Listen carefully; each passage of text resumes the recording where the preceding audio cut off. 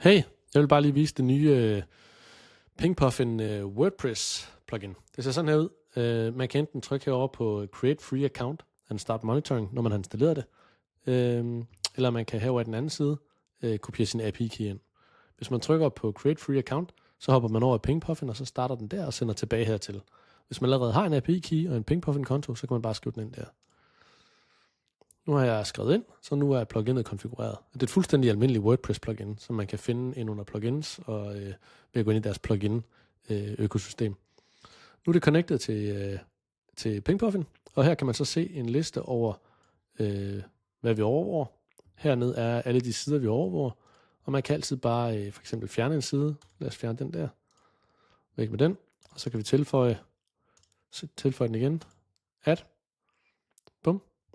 Så er den blevet tilføjet, og så har vi ligesom overvågning af de sider, vi nu engang har tilføjet. Dem kan man altid se heroppe. Ja, og det er egentlig sådan, det fungerer. Man kan også, man får et link her direkte til sin statusside. Nu trykker jeg View Status Page, så kan man se den der. Nu er der en masse testsider herinde. Og den her statusside, den kan man så dele med sine kunder, eller man kan lægge den i footeren på sit website. Det er der også en funktion til inde i WordPress.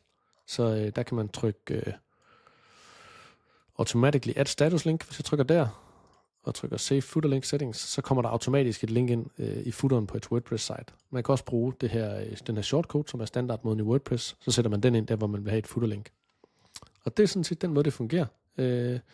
Pluginet er gratis, så det kan man bare installere, og det er dejligt nemt at finde alle sider i WordPress og sætte monitors op på dem, hvis man vil monitorere, om de er op eller ned.